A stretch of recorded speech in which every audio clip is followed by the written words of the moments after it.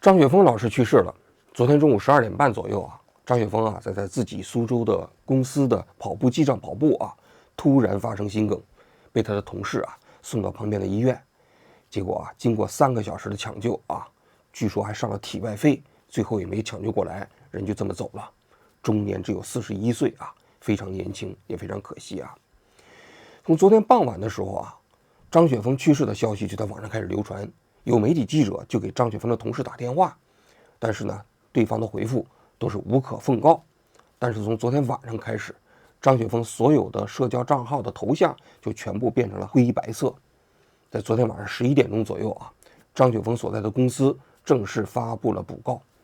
在讣告上就说啊，张雪峰老师啊，出身寒门，心系学子，助力办学，助力孩子们的成长，启迪后人，算是正式宣布张雪峰去世了。张雪峰啊，我一共做过2期节目啊，一期呢是2年前，当时张雪峰在回答考生家长不是说他孩子理科成绩590分吗？想报考新闻系。张雪峰当时在直播间里就跟他说：“把他打晕，知道吗？把他打晕啊！一定要把他打晕，一定要管住他。你要控制好你记忆格，你别瞎报啊！报新闻，报新闻，你把他打晕。我要是有个孩子，我就把他打晕。报任何一个专业都不能报新闻。”当时我们做过1期节目，另外1期就是去年的时候，张雪峰当时啊也是没搂住。枪声打响那一天，我他妈至少捐50万。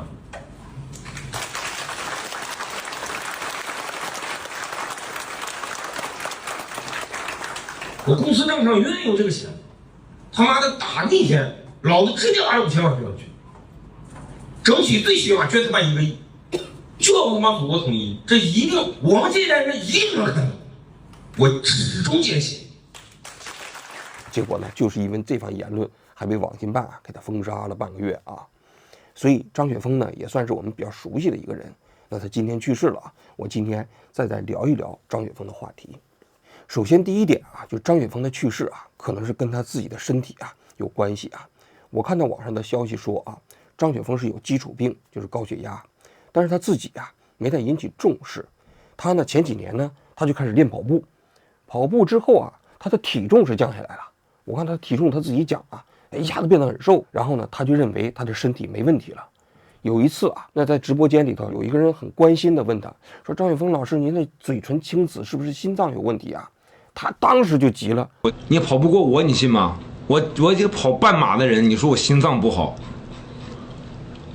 你说我肾不好我都认，那你说我心脏不好，这个，不是我肾挺好的啊。”那可见他对自己的身体状况还是非常自信的啊。但事后看，实际上有了高血压啊，然后呢通过跑步来锻炼，这个呢可能啊还是多少有些问题。一方面呢，过度的运动对有基础病的人来说可能未见得是好事儿；另外一个方面，跑步代替不了治疗，所以啊，单纯靠跑步啊不能给我们带来健康的身体，这是一个很重要的启示啊。另外一个方面呢，就是他平时生活本身非常累。有人观察到了，就张雪峰老师啊，他自己的微博上啊，经常就写凌晨非常累。2年前他还因为胸闷呢，被送到医院里头去住院了一段时间啊。我看他有一个帖子里头也写的啊，他说跟另外一个人讲的，说什么如果有一天睡不醒了，沉睡了就可以彻底休息了，就再也不用操劳了，就可见他平时的工作强度非常高。为什么他的工作强度非常高呢？也有人分析了啊，说张雪峰是一个大网红，他自己呢有上千万的粉丝啊，但是他的公司就是围绕着他的 IP 打造的。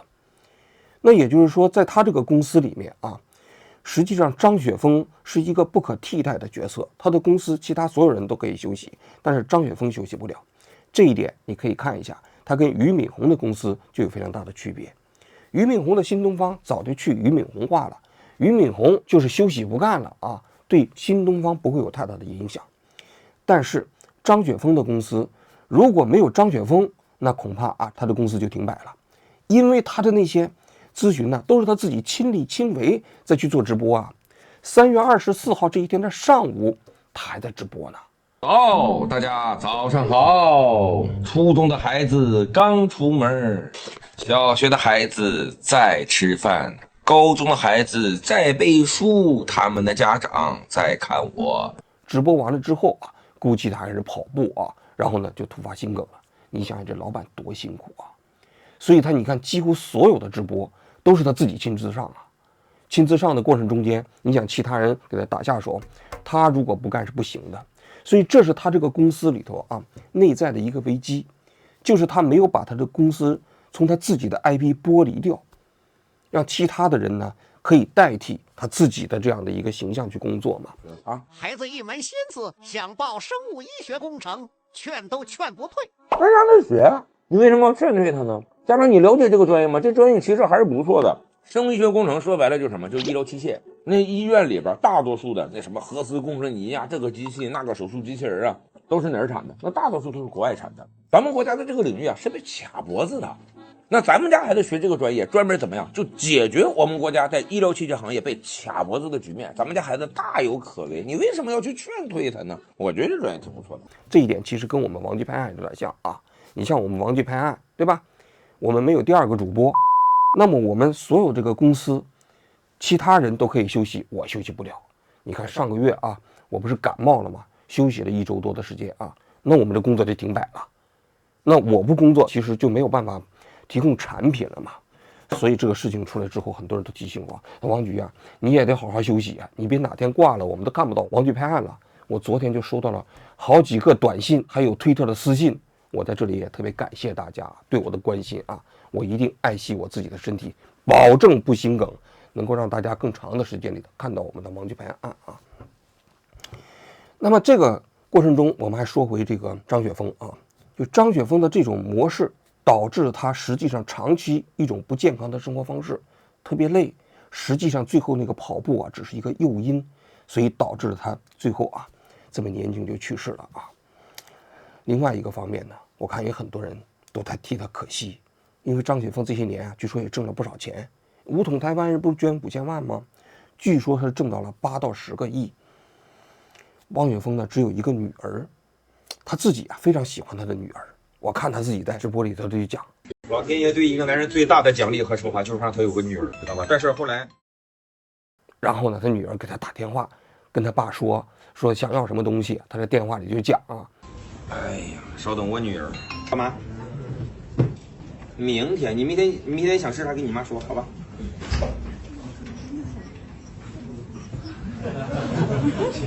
你说啥呢？我没听清。好吧，我明天我不给你的话，我给你买1箱，好不好啊？我明天我不带给你，我给你买1箱，好吧？好的，没问题。你还有什么吩咐？那先这样，帮忙啊，拜拜。他说我保证给你带回去，是吧？然后他自己也深情的回忆，他每星期2到星期4是陪女儿。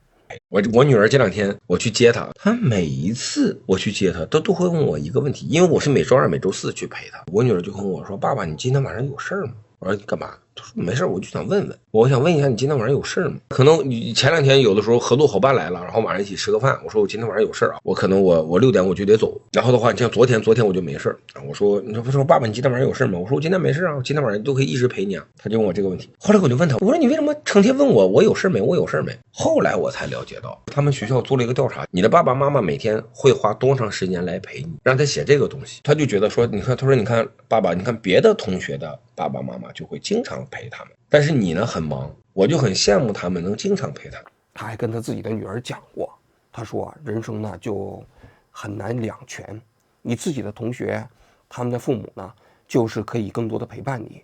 但是呢，当你问你们家有几辆车的时候，女儿数了那么多手指头啊，家里有那么多辆车。他说你看，别人又羡慕你了。所以人生呢，总是很难两全其美的。你要知道，一个家庭一定要有人去挣钱，挣钱这个事是很难的。我说我陪你很简单，但是你说去挣钱，能够让你有更多选择，这个事其实是不容易的。有得必有失，有失必有得。我不知道啊，这句话啊，张雪峰现在回过头来去想的时候啊，会不会后悔？因为啊，虽然说他给他女儿啊留了那么多钱，他自己曾经说过了吗？他给他女儿留了很多钱，他女儿如果将来学习不好，他不在乎。他让他女儿随便混个大学，然后就到银行里工作，然后他把他的钱存到他女儿工作的银行，这样他女儿后半辈子不就有保证了吗？但是啊，虽然说他给他女儿留下了这么一大笔钱，但是他这么年轻他就去世了，他跟他女儿再也没有机会在一起啊，共同生活，共同陪伴了。那些钱呐，代替不了父爱，代替不了啊和他女儿共同度过的时光。钱呐，有的时候真买不来这些东西。所以我不知道啊，他会不会啊，在想到自己女儿的时候，心有愧疚，也心有后悔。这张雪峰去世之后啊，我看在网上对他的评价两极，有一部分人就认为他是底层逆袭，是一个时代的回忆。张雪峰自己就在一次访谈里就讲过嘛，说我的人生目标就是，如果有一天我死了，各大平台会有个热搜叫张雪峰死了，就是他可能会成为一代人的那种回忆。另外有一部分人呢，就对张雪峰的去世啊很不在意，甚至有些人还幸灾乐祸，就是张雪峰这个人价值观有问题。你想想，武统台湾，捐款5000万，宣扬战争嘛。另外一种说法就说他的平时的价值观呢，充满了社会达尔文。那么围绕着这种评价，我讲讲我自己的观点啊。我自己的看法是啊，人的这个很多价值观呢，在这个社会上啊，这个实际上很难保证绝对的正确。我说的是正确啊，是打着引号的，或者说很难100%的符合你自己的胃口。但实际上，你如果过一段时间，你再去看一个人的价值观，或者说我们经过几十年再回望过去那些历史人物的价值观，我们经常会有一种恍如隔世的感觉。当年那些人所坚守的那些价值观，所坚持的那些价值观，在我们今天看来，可能啊本身并没有那么高的价值。所以啊，实际上世界上有很多善恶是非啊，也会随着时光的流逝慢慢发生变化。所以我们评价一个人呢，最好不要用那种单纯的当下的某一个这个阵营的价值观去评价一个人。你就比如说张雪峰说武统台湾啊，5000万这件事情啊，当然我自己我也不赞成，就现在马上武统台湾，然后呢通过战争的方式解决台湾问题啊。但我想说的是，张雪峰以他自己的学识和经历啊，在境内他其实有这种看法不奇怪，就是我完全可以理解他有这种看法。那么这种看法并不意味着他本身呢，他就是一个恶人。事实上，大家都知道张雪峰这个人啊，他其实对自己的员工啊本身还是挺善待的。他们公司呢是上4休3，上4天班休息3天，而且还放寒暑假啊。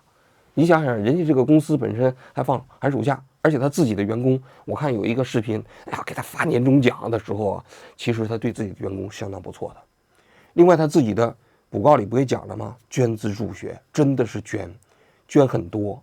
他给他自己的母校每年都固定的捐钱，我看这几年时间捐，这个捐200万，那个捐300万啊，加起来捐了上千万。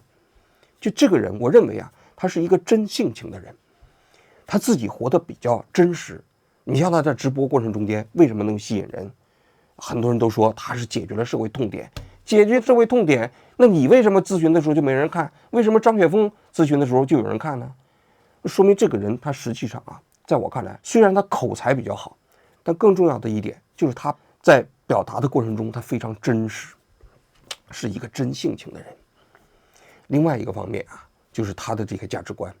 我过去曾经做过一期节目啊，讲过他这些高考咨询呐，包括研究生咨询呐。那么在这个咨询过程中间啊，我认为他其实这些观点不能称之为社会达尔文，是什么呢？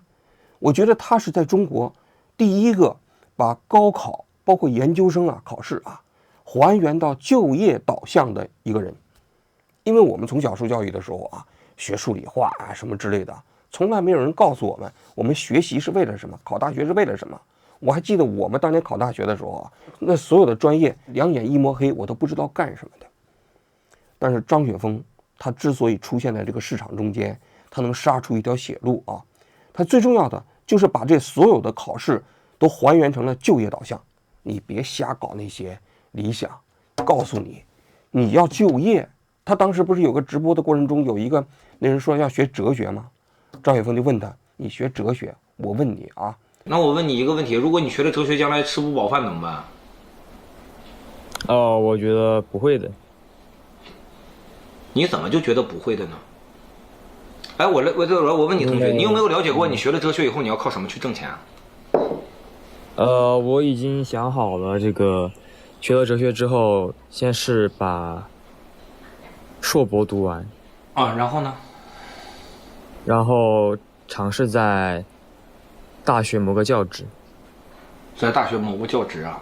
你知不知道现在大学文科教职已经就是怎么说飞升即走？你听说过吗？哦，是的，我听说过。你有没有想过一个问题啊？你觉得那个 ChatGPT 可以帮人写论文的东西，你觉得对什么样的专业影响会比较大？你觉得你去搜罗往年的哲学家的思想，你觉得你干得过 ChatGPT 吗？你觉得你干得过人工智能吗？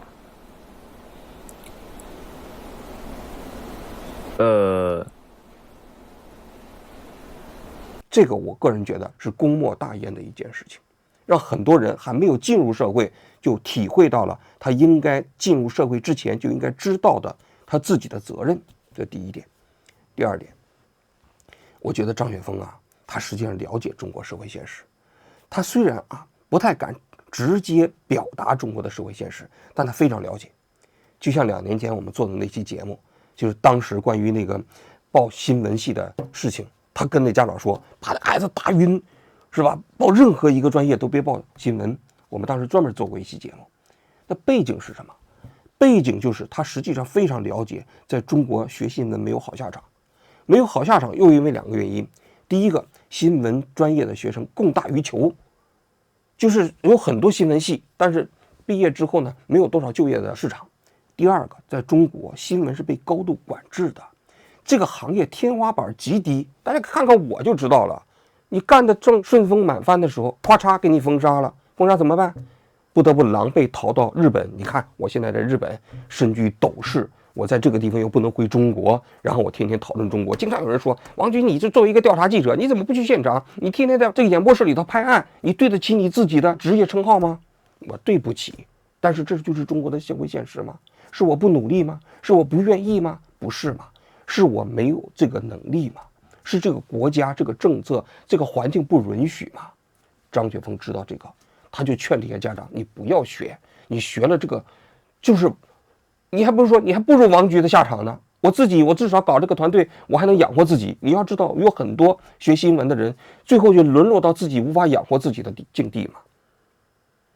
这就是他告诉那家长的现实，他只不过用一种委婉的方式。所以当时上了热搜之后呢，他害怕，他很忐忑，他说没完了，是吧？这个越来越离谱了。为什么？他是做网红，他知道这东西一旦要是把这个后面这个东西表达出来，或者说官方认为他这么搞的话，那他就完蛋了。所以张雪峰他知道社会现实，但是他只是会用委婉的方式把它表达出来，这一点我完全理解。第三，我觉得张雪峰他还有一点他始终鼓励这些学生，这些尤其是小镇做题家，这些出身于寒门的子弟，他们通过努力学习改变自己的命运。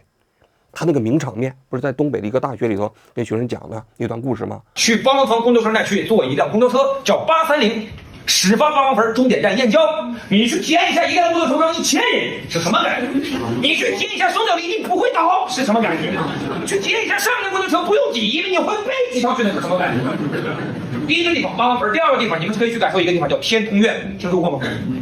是一个小区域，知道吧？说是亚洲最大的社区，对吧？他绝对谦虚，他他妈是世界最大的社区，知道吧？一个天通苑住了人400万。他的言下之意是什么？他的言下之意就是说，你们家没有矿，对不对？你没有一个很厉害的爹，那你靠什么？你就只能靠自己的努力。你除了勤奋和努力之外，你一无所有。但是你只要通过自己的努力，你还有希望改变自己的命运。他在鼓励这帮学生，所以他用他的语言，他说：“注意，我这个问题的含义不是说你下回你能不能考上，知道吧？你一定能考上。我都不知道你什么底子，我都不知道你挂不挂科，我就告诉你同学，你一定能考上。你知道为啥吗？因为你会发现，学习是你这一辈子遇到过的最简单的事儿了。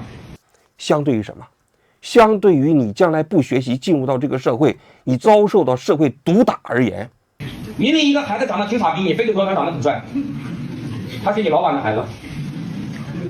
你有一个同事，你很讨厌他，你不想跟他在一起工作，你就得忍受他，就跟你现在有的时候得忍受你宿舍的舍友一样。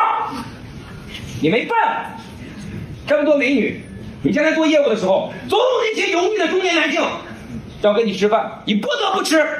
哪个男同学，你做业务的，人家跟你说你他妈必须把这个酒喝了，不喝我就不给你钱单。你明明喝不下去了，喝了你就得吐，你他妈觉得哪个难？明显学习简单多了嘛，对不对？你觉得哪个难嘛？学习多容易啊！所以你可以看到了吗？他是始终鼓励这些小镇做题家们，他们努力通过自己的学习改变自己的命运。而中国的社会现实也的确是还提供了这些寒门子弟通过考试改变自己命运的一扇窗、一扇机会。而这个张雪峰老师就是这些小镇做题家们的人生导师。所以在我看来，他的这些价值观，他的这些做法不能称之为社会达尔文，是在这样一个中国特定的历史时期、特定的历史阶段，他解决了某些社会痛点。所以他自己啊曾经说他想成为这个时代的一个象征，我觉得他够得上。再过几十年，可能人在回忆这么一个特别内卷的考试市场的时候，还会想起张雪峰。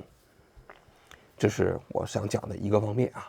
另外一个方面啊，昨天晚上我注意到新华社啊、人民日报啊，实际上都发了张雪峰去世的消息啊。这可不太容易。你想想，张雪峰他虽然说是一个千万级的大网红啊，但是网红去世，国家级的媒体啊纷纷给他上讣告，这事儿啊不寻常，不是一般意义上的。你想想，这不是跟党和国家领导人都差不多了吗？对不对？为什么？那就是从某种角度来讲，张雪峰的这种人生经历啊，也获得了官方的认可。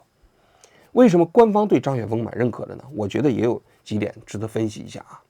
首先是张雪峰啊，他本身也是一个底层逆袭的楷模嘛。你想想，张雪峰本身出生于齐齐哈尔一个贫困县，他爸是一个铁路工人，家里头也是没有任何资源，就靠一张嘴完成了人生的逆袭。人家别人都考研，他给别人去找考研的辅导资料，结果最后呢，他通过帮助别人考研，他自己没考研究生，获得了人生的极大的成功。那么他的这个人生的故事本身非常励志，那这也符合官方的叙事逻辑啊。你看到了吗？在中国有多少底层逆袭的这样的一个事例啊？张雪峰老师就是如此啊，是吧？另外一个方面，就我说的，张雪峰他其实提供的这个社会服务啊，是官方没有提供的。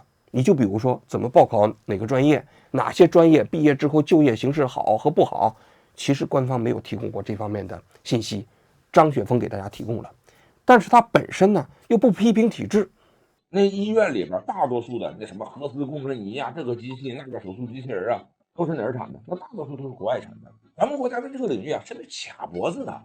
那咱们家孩子学这个专业，专门怎么样，就解决我们国家在医疗器械行业被卡脖子的局面。咱们家孩子大有可为，你为什么要去劝退他呢？我觉得这专业挺不错的。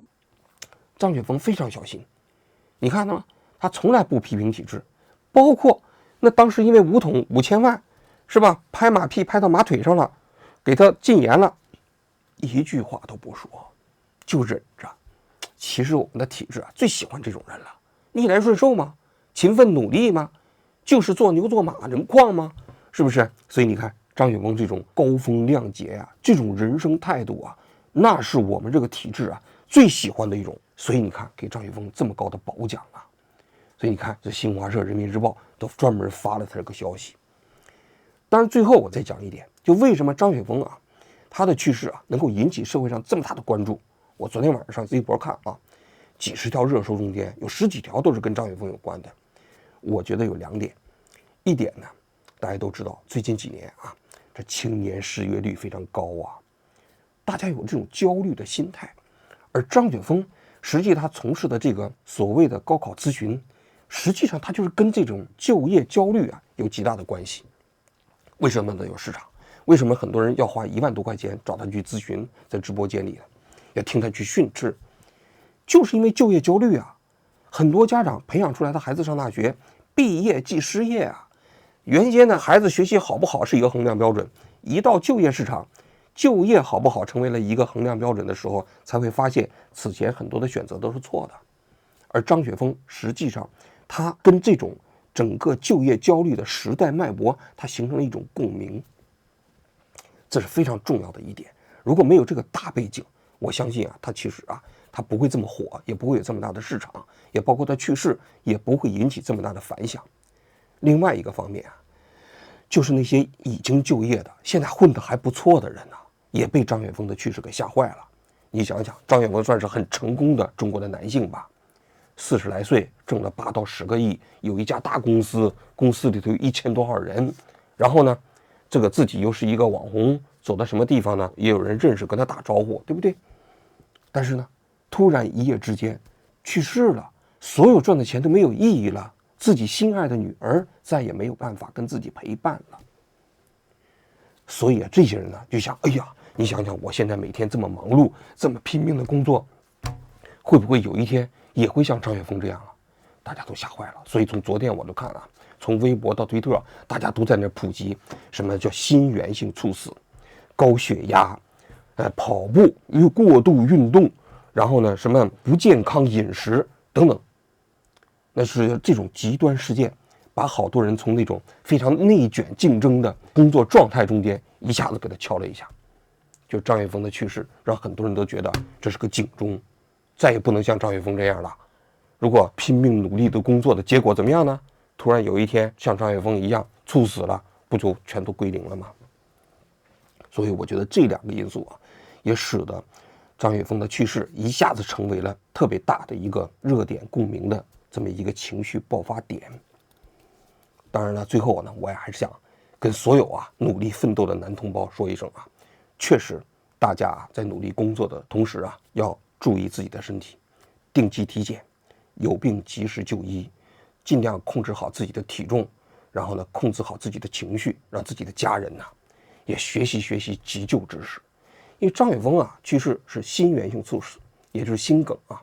其实心梗啊，如果旁边的人有这种紧急救护的知识啊，实际上这个人是极大概率可以挽救的。比如说有人会这个心肺复苏，然后呢旁边还有那种除颤仪，那么这个抢救回来的概率啊大概是70%，也就是说黄金4分钟之内采取了措施，其实是能救过来的。但是你看非常可惜啊，张雪峰的这个公司规模也不小了，但是周围的人显然没有做过这个培训，然后呢公司看来也没有配除颤仪，非常可惜，送到医院的时候啊已经错过了黄金抢救的时机。所以我在这里头啊也跟大家讲一下，平时啊除了自己努力锻炼的时候啊，还是要跟自己的家人也普及啊紧急急救的知识啊，条件要可以的，买个除颤仪放在家里头啊。当然了，如果跟你在一起生活那一位啊天天盼着你找死，那我估计啊这些东西也没用，那这些做事啊就算了。好了，我今天就讲到这里啊，谢谢各位。我的人生目标就是，如果有一天我死了，各大平台会有个热搜叫张雪峰死了，就是他可能会成为一代人的那种回忆，就可能那么几届10几届的学生会印象说，哎呀，就像有的时候大家说比如说刘德华、张学友，那是一代人的回忆，对吧？我希望能成为同学们或者家长们这一代人的那种回忆。你说挣多少钱对我来讲呢已经不重要了，就是能够帮到大家，这个是最重要的，能够帮到大家是最重要的。会的是吧？会永远活在你们心中是吧？我刚才看到有朋友，张老师你会的，你永远活在我们心中，谢谢你啊。谢谢。